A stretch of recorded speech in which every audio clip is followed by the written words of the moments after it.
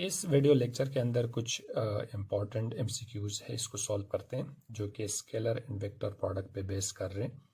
और स्पेशली ये एमसीक्यूज जो है एंट्री टेस्ट जैसे कि एमडीकेट, ईकेट और इसके अलावा कमीशन एग्जाम के अंदर में भी इसके क्वेश्चंस आ जाते हैं।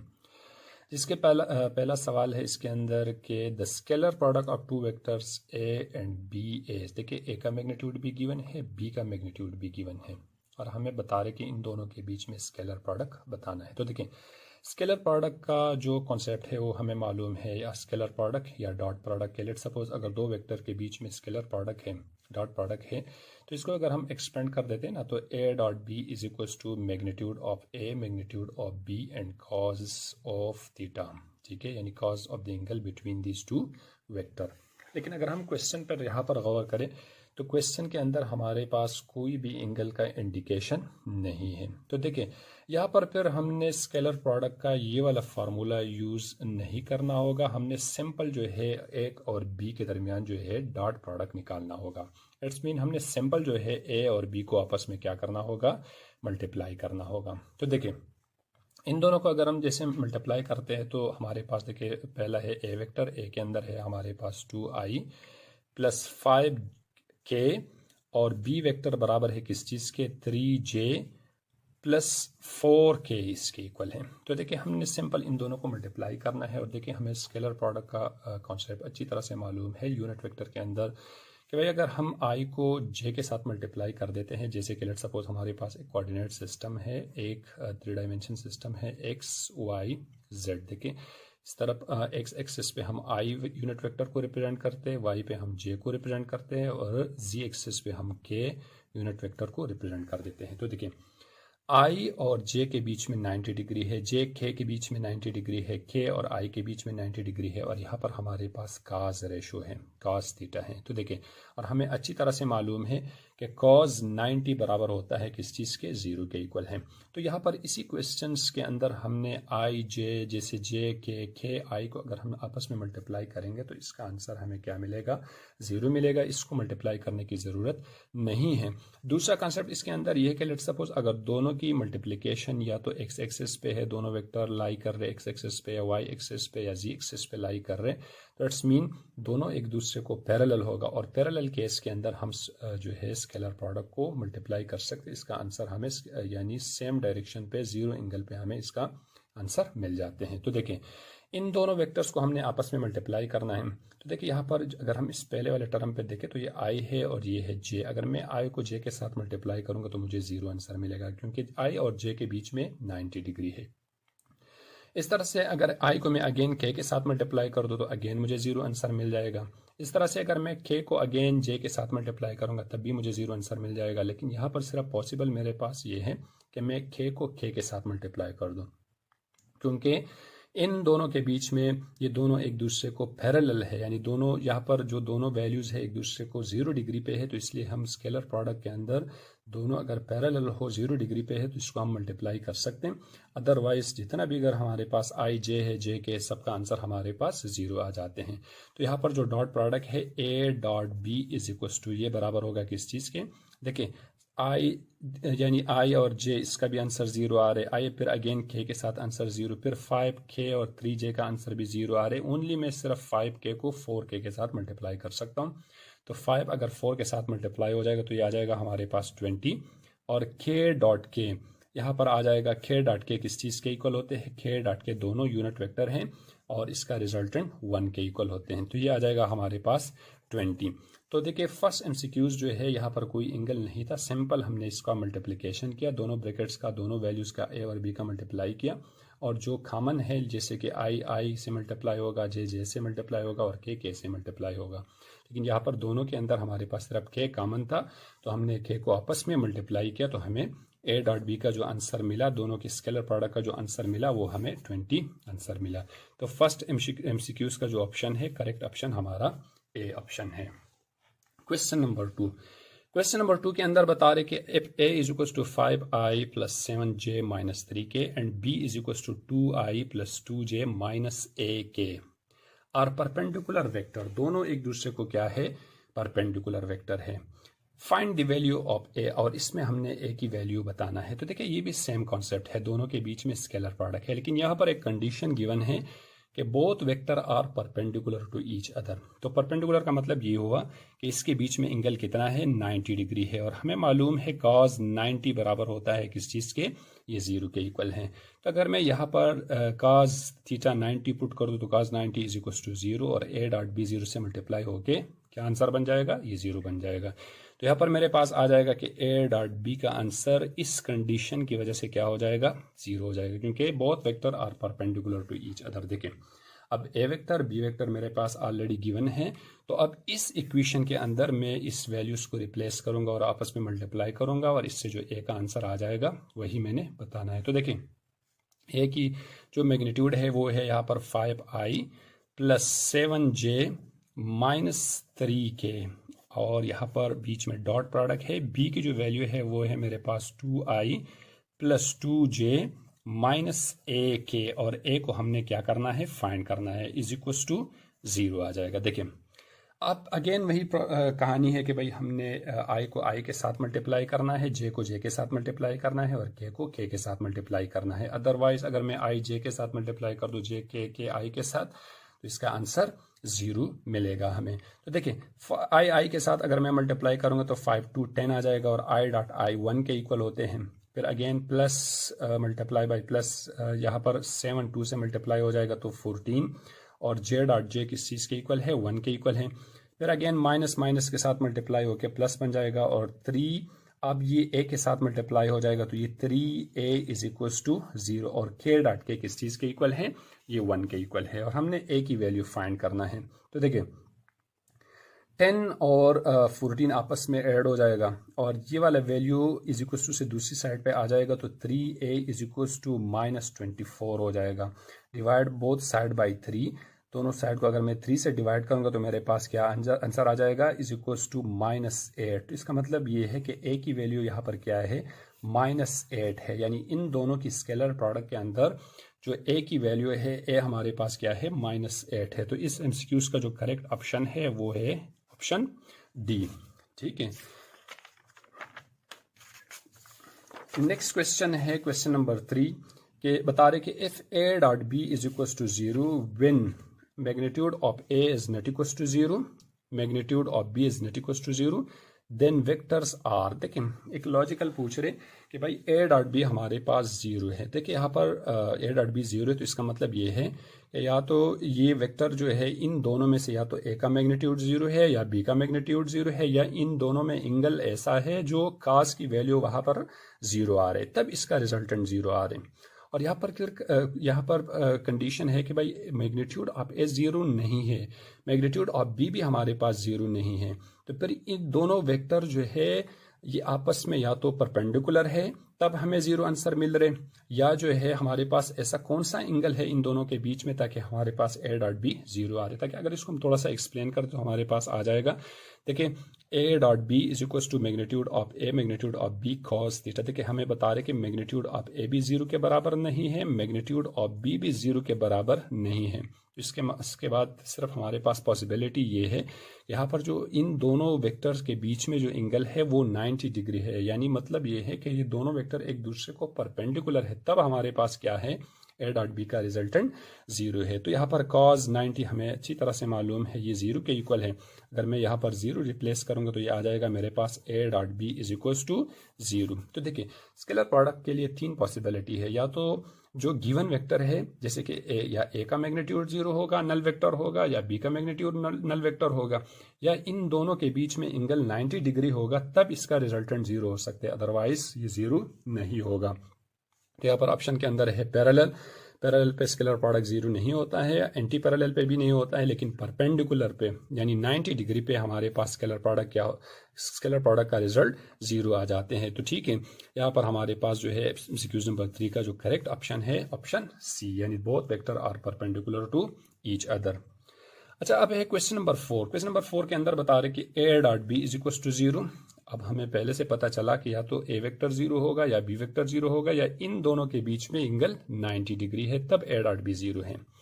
दूसरा बता रहे कि A cross B is equal to 0 और ए क्रॉस बी का जो एक्सपेंड फॉर्म है वो है A cross B is equal to A B sine theta. अब यहाँ से हमें अंदाजा हो रहा है क्रॉस प्रोडक्ट के अंदर क्या तो ए वेक्टर 0 है या बी वेक्टर 0 है या इन दोनों के बीच में एंगल 0 डिग्री है, तभी ए क्रॉस बी का रिजल्ट 0 है। देखिए ए डॉट बी के लिए हमें क्या होना चाहिए, हमें जो है एंगल 0 होने के लिए हमें एंगल जो है 90 होना चाहिए और ए क्रॉस बी के लिए 0 डिग्री होना चाहिए। लेकिन यहाँ पर क्या बता रहे हैं कि अब ऑप्शंस के अंदर देखें, अब यहाँ पर अगर 0 डिग्री है तो 0 डिग्री पे चलो ए क्रॉस बी तो 0 हो जाएगा, लेकिन ए डॉट बी 0 नहीं हो सकता है। लेकिन अगर हम 90 रिप्लेस करेंगे तो 90 पे ए डॉट बी 0 हो जाएगा, लेकिन ए क्रॉस बी का कुछ आंसर होगा वो 0 नहीं होगा। यानी यहाँ पर कोई एंगल की कहानी नहीं है। लेकिन अगर हम देखें ना a and b are parallel, तो पैरेलल के अंदर थीटा 0 पे ए क्रॉस बी 0 हो सकता है, लेकिन ए डॉट बी 0 नहीं हो सकता है। देखिए and b are anti parallel. Anti parallel का मतलब ये है कि 180 पे देखिए अगेन ए क्रॉस बी 0 हो जाएगा, लेकिन ए डॉट बी 0 नहीं होता है। ये माइनस कॉस 180 माइनस 1 के इक्वल होते हैं, यानी यहाँ पर हमें माइनस में आंसर मिल जाते हैं।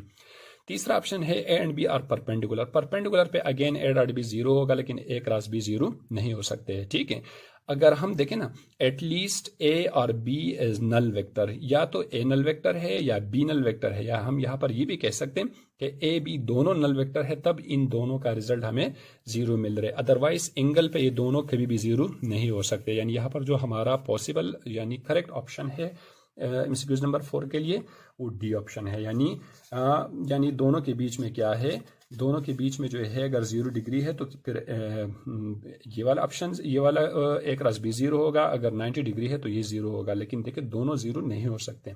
इसका मतलब ये है कि इन दोनों में से या ए वेक्टर 0 है या बी वेक्टर 0 है। तो करेक्ट ऑप्शन जो है हमारा डी ऑप्शन है। क्वेश्चन नंबर 5 के अंदर बता रहे कि the cross product of i cross j is equal to, हमें बता रहे कि आई और जे का जो क्रॉस प्रोडक्ट है वो किसके इक्वल है। देखिए हमें यूनिट वेक्टर का कॉन्सेप्ट अच्छी तरह से पता है कि यूनिट वेक्टर के अंदर हम आई को जो है एक्स एक्सिस की डायरेक्शन पे कंसिडर करते हैं, हम जे को जो यूनिट वेक्टर है वाई की डायरेक्शन पे, और जो के है हमारे पास यूनिट वेक्टर है वो जेड एक्सिस पे हम कंसिडर कर देते हैं। ठीक है, देखिए ऊपर हमारा जो कंडीशन है, क्वेश्चन है कि आई क्रॉस जे ये किस चीज के इक्वल है। लेकिन एक चीज याद रख ले, इसके अंदर क्रॉस प्रोडक्ट के अंदर, वेक्टर प्रोडक्ट के अंदर डायरेक्शन देना लाजमी है, क्योंकि देखिए ये वेक्टर प्रोडक्ट है। तो देखिए हम अगर इसको एक्सपेंड कर जैसे जिसका जनरल फॉर्म है कि आई क्रॉस जे, तो आई क्रॉस जे बराबर होगा I magnitude of I magnitude of J and sine theta. ये साइन हमें क्या बता रहे कि ये दोनों एक दूसरे को परपेंडिकुलर है। तो देखिए ये है आई वेक्टर, आई जे के साथ मल्टीप्लाई हो रहे, तो इसका जो रिजल्ट है वो रिजल्ट हमें जेड के डायरेक्शन पे मिलेगा। क्योंकि देखिए अगर मैं यहाँ पर, हमें फिर भी यही मालूम है कि भाई यहाँ पर आई क्रॉस जे ये दोनों एक दूसरे को परपेंडिकुलर है। परपेंडिकुलर का मतलब ये कि इन दोनों के बीच में थीटा 90 है, साइन 90 1 के इक्वल हो जाएगा। देखिए मैग्नीट्यूड ऑफ आई भी हमें मालूम है ये 1 के इक्वल है, मैग्नीट्यूड ऑफ जे भी हमें मालूम है 1 के इक्वल है, तो 1 multiply by 1 is equal to 1 answer. यहाँ ऑप्शन के अंदर 1 भी गिवन है, लेकिन 1 अगर हम आंसर में दे रहे तो 1 सिर्फ और सिर्फ हमारे पास मैग्नीट्यूड है, इसके साथ कोई डायरेक्शन नहीं है। और वेक्टर प्रोडक्ट के अंदर हमने डायरेक्शन लाजमन बताना होगा। तो यहाँ पर जो हमारा देखिए अगर हम आई को जे के साथ मल्टीप्लाई कर रहे हैं तो इसका जो रिजल्ट है वो जेड डायरेक्शन पे हमें मिलेगा, और ये यूनिट वेक्टर आपस में मल्टीप्लाई हो रहे हैं, तो इसका जो हमारा आंसर होगा, जो हमारा रिजल्टेंट वेक्टर होगा वो के वेक्टर होगा। क्योंकि देखें के का मैग्नीट्यूड 1 है और साथ में डायरेक्शन भी हमें मिल रहे हैं। तो इसका मतलब ये है कि क्वेश्चन नंबर 5 का जो करेक्ट ऑप्शन है वो ऑप्शन डी है, यानी हमें मैग्नीट्यूड के साथ साथ डायरेक्शन भी मिल रहे हैं। यानी 1 भी है लेकिन 1 सिर्फ मैग्नीट्यूड है। तो इस यहाँ पर एक चीज़ का ख्याल रखना लाजमी है कि हमने मैग्नीट्यूड के साथ डायरेक्शन भी बताना है। तो आई क्रॉस जे का आंसर क्या है, के है। ठीक है, यानी इसका जो रिजल्टेंट है वो के की डायरेक्शन पे हमें मिल रहे हैं। क्वेश्चन नंबर 6 के अंदर गिवन है कि the dot product of unit vector I and के। अब देखिए यहाँ पर डॉट प्रोडक्ट है, स्केलर प्रोडक्ट है, यहाँ पर किसी भी डायरेक्शन की नीड नहीं है, यानी यहाँ पर हमने डायरेक्शन के हिसाब से आंसर नहीं बताना है। तो यहाँ पर देखिए हम जो है मैग्नीट्यूड में आंसर बताना होगा, 0 और 1 में आंसर बताना होगा, और क्रॉस प्रोडक्ट के अंदर हमने लाजमन आई जे के अंदर हमने आंसर बताना होगा। तो देखिए हमें बता रहे कि आई और के का स्केलर प्रोडक्ट बताना है, तो तो i dot k is equal to magnitude of I magnitude of k cos of theta. तो देखिए अगर इसके लिए मैं कोऑर्डिनेट सिस्टम कंसिडर कर दूं तो ये है मेरे पास X axis, Y axis, Z axis. देखिए आई हमें मालूम है act along X axis, J act along Y axis and K act along Z axis, यानी इसको हम इसी एक्स एक्सिस की डायरेक्शन पे एक्स वाई और जेड के डायरेक्शन पे कंसिडर कर देते हैं। देखिए यहाँ आई और के मल्टीप्लाई हो रहे हैं, तो आई डायरेक्शन ये रहा यूनिट वेक्टर और के की डायरेक्शन ये है, तो दोनों एक दूसरे को क्या है, परपेंडिकुलर है। ये this is I unit vector, this is के यूनिट वेक्टर। तो देखिए यहाँ आ जाएगा मेरे पास आई dot k is equal to, हमें मालूम है मैग्नीट्यूड ऑफ यूनिट वेक्टर 1 के इक्वल होते, तो इसकी जगह पर मैं आई की जगह पर मैंने 1 लिख दिया, मैग्नीट्यूड है, के भी मैग्नीट्यूड है तो इसकी जगह पर मैंने 1 लिख दिया, और यहाँ पर है cos 90, क्योंकि आई और के बीच में 90 डिग्री है और cos 90 किसके इक्वल होते हैं, ये 0 के इक्वल होते हैं। तो 1.1.0, तो ये क्या आ जाएगा, हमारे पास 0 आ जाएगा। तो आई क्रॉस के का जो प्रोडक्ट है वो किसके इक्वल है, वो 0 के इक्वल है। तो क्वेश्चन नंबर 6 के लिए जो हमारा करेक्ट ऑप्शन है वो है ए ऑप्शन, यानी आई और के अगर आपस में मल्टीप्लाई हो रहे तो हमें 0 आंसर मिल जाते हैं। क्वेश्चन नंबर 7 के अंदर गिवन है कि भाई A is equal to A I and B is equal to B J, then A cross B is equal to, यानी दो वेक्टर गिवन है, ए बराबर है किस चीज के, ए आई के, और बी वेक्टर बराबर है किस चीज के, बी जे के इक्वल है, और हमसे क्वेश्चन में पूछ रहे कि ए क्रॉस बी बताना है। तो देखिए हमने यहाँ पर डायरेक्शन का भी खास ख्याल रखना होगा और मैग्नीट्यूड यानी वेक्टर प्रोडक्ट के अंदर डायरेक्शन मैग्नीट्यूड के साथ साथ हमने डायरेक्शन भी बताना होगा। तो देखिए यहाँ पर सिंपल कोई भी एंगल गिवन नहीं है, तो हम ऐसा यहाँ पर करना होगा कि ए और बी को आपस में मल्टीप्लाई करना होगा। तो देखिए ए की मैग्नीट्यूड है हमारे पास ए आई, क्रॉस बी का जो मैग्नीट्यूड है वो किसके इक्वल है, बी जे के इक्वल है, और हमें अच्छी तरह से मालूम है एक कोऑर्डिनेट सिस्टम के अंदर आई जे और के अंदर यानी एक्स वाई जेड के अंदर अगर हम आई को जे के साथ मल्टीप्लाई करते तो रिजल्ट हमें के पे मिलेगा, अगर हम आई को के साथ मल्टीप्लाई करते तो रिजल्ट हमें आई पे मिलेगा, अगर हम के को आई के साथ मल्टीप्लाई करते तो रिजल्ट हमें जे पे मिलेगा, और इस तरह से आई जे के साथ तो रिजल्ट के पे। लेकिन अगर एंटी क्लॉकवाइज रोटेशन है तो हमें पॉजिटिव में आंसर मिलेगा। अगर ये क्लॉकवाइज रोटेशन है जैसे कि के जे के साथ मल्टीप्लाई होगा तो आंसर माइनस में होगा, जे आई के साथ आंसर माइनस में होगा, या आई के साथ तो आंसर माइनस में होगा। और देखिए यहाँ पर ये ए बी मैग्नीट्यूड है, ए बी अगर इन दोनों को हम मल्टीप्लाई करेंगे तो ये आ जाएगा हमारे पास ए बी, ठीक है। अब आई जे के साथ मल्टीप्लाई हो रहे, आई जे के साथ मल्टीप्लाई हो रहे, तो इसका जो रिजल्ट है, इसका जो रिजल्टेंट है उसकी डायरेक्शन कहाँ होगा, इसकी डायरेक्शन के पर होगा, इसके साथ हमारे पास क्या आ जाएगा, के यूनिट वेक्टर आ जाएगा। तो it's mean a cross b का जो यहाँ पर रिजल्टेंट है वो किसके इक्वल है, ए बी के यूनिट वेक्टर, यानी इसका जो करेक्ट ऑप्शन है option number B. Question number 8 के अंदर बता रहे कि the scalar product of a vector A with itself, A एक वेक्टर है, इसका अपने साथ जो है अपने साथ मल्टीप्लाई हो रहे हैं, इसका स्केलर प्रोडक्ट है, तो इसका रिजल्टेंट किसके इक्वल होगा। देखें अगर इस पे हम स्केलर प्रोडक्ट वाला फार्मूला अप्लाई करेंगे तो हमारे पास आ जाएगा कि इफ ए डॉट ए, क्योंकि ए अपनी वेक्टर के साथ अपनी तरह एक वेक्टर है, इसके साथ मल्टीप्लाई हो रहे, तो ये आ जाएगा हमारे पास magnitude of A magnitude of B cos of theta. Let's suppose A हमारे पास इस तरह से एक वेक्टर है और यहाँ पर या एक्स एक्सिस पे लाई कर रहे, या वाई एक्सिस पे लाई कर रहे, या जेड एक्सिस पे लाई कर रहे, ठीक है, यानी दोनों अपनी ही तरह एक वेक्टर के साथ मल्टीप्लाई हो रहे जिसकी डायरेक्शन और मैग्नीट्यूड सेम है, तो इसके बीच में जो एंगल है, एंगल हमारे पास क्या होगा, theta is equal to 0 degree, और हमें मालूम है cos 0 बराबर होते हैं किस चीज के, 1 के इक्वल है। तो यहाँ पर cos थीटा की जगह पर 0, cos 0 इज इक्वल टू 1, यानी यहाँ पर क्या आ जाएगा, 1 आ जाएगा, और ये आ जाएगा हमारे पास ये ए बी की जगह पर क्या है, ए है, क्योंकि magnitude of first A vector magnitude of second A vector cos of theta. तो जैसे a डॉट ए मैग्नीट्यूड है, तो इसको अगर हम आपस में मल्टीप्लाई करेंगे तो हमारे पास ये आ जाएगा कि a dot a is equal to, ये बराबर हो जाएगा किस चीज़ के, ये a स्क्वायर के इक्वल हो जाएगा। तो अगर कोई वेक्टर अपनी ही तरह एक वेक्टर के साथ मल्टीप्लाई होगा तो इसका जो रिजल्टेंट वेक्टर हमें मिलेगा वो उसी वेक्टर के स्क्वायर का बराबर होगा, यानी यहाँ पर हमारा जो करेक्ट ऑप्शन है, करेक्ट ऑप्शन हमारा ऑप्शन डी है। डियर स्टूडेंट, इसी टॉपिक के क्वेश्चंस जो है एग्ज़ाम रिलेटेड और मुख्तलिफ टेस्टों में inter test related most important हैं, और इसके बहुत सारे क्वेश्चंस जो है मुख्तलिफ मेथड पे आ जाते हैं।